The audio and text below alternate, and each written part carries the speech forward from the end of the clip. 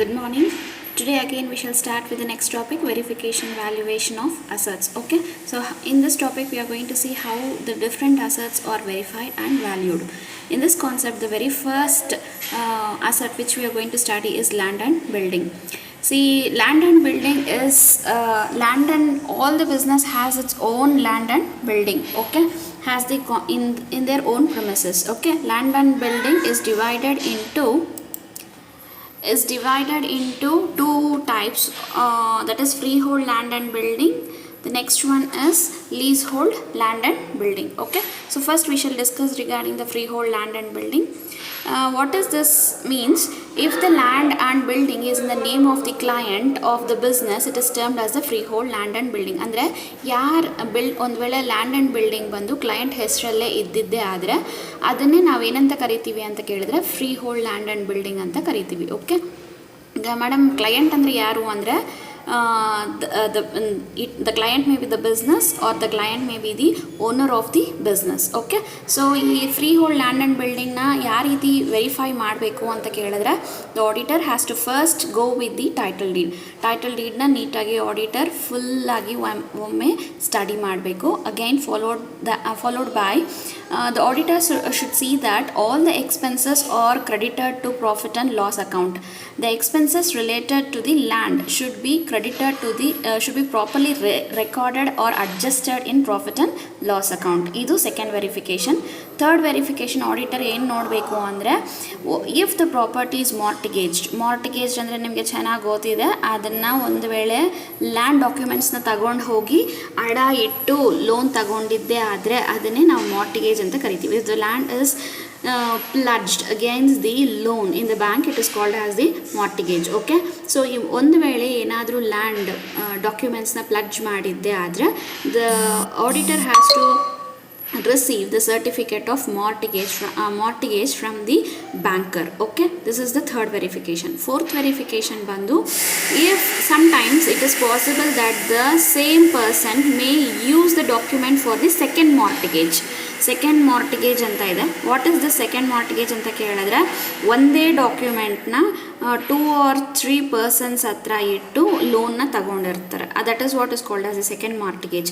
ಈ ಥರ ಏನಾದರೂ ಸೆಕೆಂಡ್ ಮಾರ್ಟಿಗೇಜ್ ಕೇಸಸ್ ಇದೆಯಾ ಇಲ್ವಾ ಅಂತ ಹೇಳಿ ಆಡಿಟರ್ ವೆರಿಫೈ ಮಾಡಬೇಕಾಗುತ್ತೆ.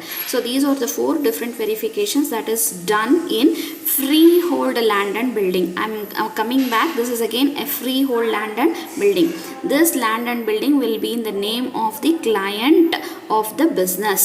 Clear with this? Okay, so ಈ freehold land and building ನ ಯಾವ ರೀತಿ ವ್ಯಾಲ್ಯೂ ಮಾಡೋದು ಅನ್ನೋದು we are going to go with the next topic.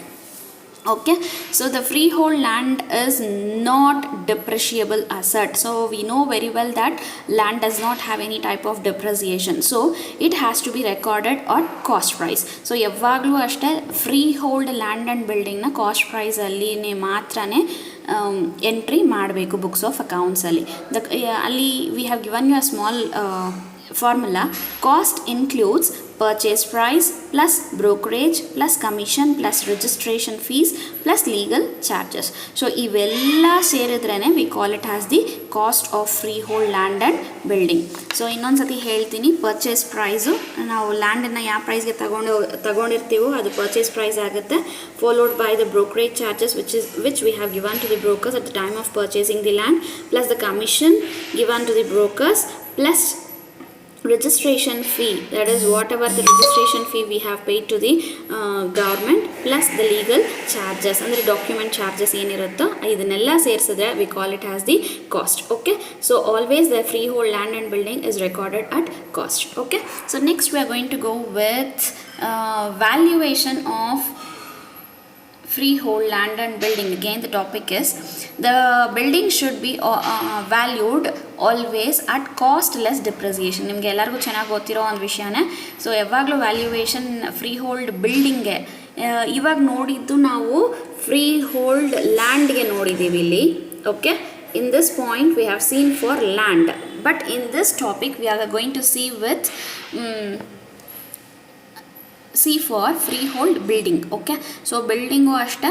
So here we know that building always has the depreciation. So building ಯಾವಾಗ್ಲೂ entry ಮಾಡೋವಾಗ it should be recorded along with the depreciation. Second valuation ಏನು ಅಂದರೆ if the building is not used during the year, it is a duty to provide depreciation. ಒಂದು ವೇಳೆ building use ಮಾಡ್ದಿರಾ ಇದ್ರೂ ಸಹ ಅದಕ್ಕೆ ಏನು ಕೊಡಬೇಕಾಗುತ್ತೆ ಅಂದರೆ ಡಿಪ್ರಿಸಿಯೇಷನ್ನ ಕೊಡಬೇಕಾಗುತ್ತೆ. This is how the valuation is done by the auditor. Okay, if the building is under the construction, the auditor should verify its debit balances with the help of the architect certificate. So ಒಂದು ವೇಳೆ building ಕನ್ಸ್ಟ್ರಕ್ಷನಲ್ಲಿ ಇದ್ದರೆ auditor has to receive the architect certificate, ಅಂದರೆ ಎಷ್ಟು ದುಡ್ಡು ಖರ್ಚಾಗ್ತಾ ಇದೆ ಈ ಬಿಲ್ಡಿಂಗ್ಗೆ ಅಂತ ಹೇಳಿ ಒಂದು ಡೆಬಿಟ್ ಬ್ಯಾಲೆನ್ಸ್ ಸರ್ಟಿಫಿಕೇಟ್ನ ಆರ್ಕಿಟೆಕ್ಟ್ ಹತ್ರ ಈಸ್ಕೋಬೇಕಾಗತ್ತೆ. So these are the different 3 valuations that is done by the auditor for valuing freehold building. Okay, so next concept is regarding the leasehold building. ಇವಾಗವರೆಗೂ ನಾವು ನೋಡಿದ್ದು freehold land and building. So now we are going to go with the next topic, that is leasehold land and building. Okay, so leasehold land and building ಅಂದರೆ ಏನು? First we are going to go with the meaning. When the land and building is required by concern for fixed duration on lease, it is termed as the leasehold land and building. Separate account should be maintained for the leasehold land and building. So ಒಂದು ವೇಳೆ ನಾವೇನಾದರೂ land and ಬಿಲ್ಡಿಂಗ್ನ ಲೀಸ್ಗೆ ಬಿಟ್ಟಿದ್ರೆ, ಅಥವಾ ಲೀಸ್ಗೆ ತಗೊಂಡಿದ್ರೆ ಇದನ್ನೇ ನಾವು lease hold land and building ಅಂತ ಕರಿತೀವಿ. Okay, so make sure that if you have taken for lease or if you have given the land and building for lease, then it is called has the lease hold land and building. Okay, always you have to maintain separate accounts. ಏನು ಅಕೌಂಟ್ಸ್ನ maintain ಮಾಡಬೇಕು? Separate ಅಕೌಂಟ್ಸನ್ನೇ ಮಾತ್ರನೇ maintain ಮಾಡಬೇಕು. ಯಾವುದಕ್ಕೆ ಅಂದರೆ lease hold land and building. It should not be mixed up with the other accounts. Okay, so ಈ lease hold land and ಬಿಲ್ಡಿಂಗ್ನ ಯಾವ ರೀತಿ ವೆರಿಫೈ ಮಾಡಬೇಕು ಅನ್ನೋದೇ ನಮ್ಮ ನೆಕ್ಸ್ಟ್ ಟಾಪಿಕ್ ಆಗುತ್ತೆ. That is verification of lease hold land and building. Clear? So fine here ಯಾವ ರೀತಿ ವೆರಿಫೈ ಮಾಡ್ತೀವಿ ಅಂದರೆ ಫಸ್ಟ್ ಒನ್ ಬಂದು the auditor should inspect the lease ಅಗ್ರಿಮೆಂಟನ್ನು ನೋಡಬೇಕು. ಆಡಿಟರ್ ಏನನ್ನು ಮಾಡಬೇಕು ಅಂದರೆ he has to inspect the lease. Okay, ಈ ಲೀಸ್ ಅಗ್ರಿಮೆಂಟನ್ನು ಇನ್ಸ್ಪೆಕ್ಟ್ ಮಾಡಬೇಕು. ಲೀಸ್ ಅಗ್ರಿಮೆಂಟಲ್ಲಿ ಏನು ಗೊತ್ತಾಗುತ್ತೆ ಅಂದರೆ the auditor will come to know about the duration of lease and the value of lease amount. Okay, so the next verification ಏನು ಅಂತ ಕೇಳಿದ್ರೆ ಇದರಲ್ಲಿ the auditor should see the terms and conditions. Okay, terms and ಕಂಡೀಷನ್ಸ್ನ ನೋಡಬೇಕು. ಯಾವುದ್ರಲ್ಲಿ ನೋಡಬೇಕು ಅಂದರೆ lease ಅಗ್ರಿಮೆಂಟಲ್ಲಿ ನೋಡಬೇಕು. ಲೀಸನ್ನು ಯಾವ ಟರ್ಮ್ಸ್ ಆ್ಯಂಡ್ ಕಂಡೀಷನ್ಸ್ ಮೇಲೆ ಬಿಟ್ಟಿದ್ದಾರೆ ಅನ್ನೋದನ್ನು ನೋಡಬೇಕಾಗುತ್ತೆ. Okay, so the next topic is regarding the valuation of valuation of ಇವಾಗವರೆಗೂ ನಾವು ನೋಡಿದ್ದು ವೆರಿಫಿಕೇಷನ್ನು, ಇವಾಗ ನಾವು ನೋಡೋದು valuation. Okay, so fine, come back. Valuation of leasehold. The leasehold land and building are to be valued at costless depreciation. So leasehold ಆಗಿದ್ರೇನೂ problem ಇಲ್ಲ, but always it has to be verified at costless depreciation. Okay, so costless depreciation ಅಂದರೆ ಏನು madam ಅಂದರೆ it's very simple. Compulsory lease hold land and ಬಿಲ್ಡಿಂಗ್ಗೆ ಏನನ್ನ ಕೊಡಬೇಕು ಅಂದರೆ ಡಿಪ್ರಿಸಿಯೇಷನ್ನ ಕೊಡಲೇಬೇಕಾಗುತ್ತೆ. Clear with this? Okay, so thank you for the video. I will come back with the next topic. Meet you.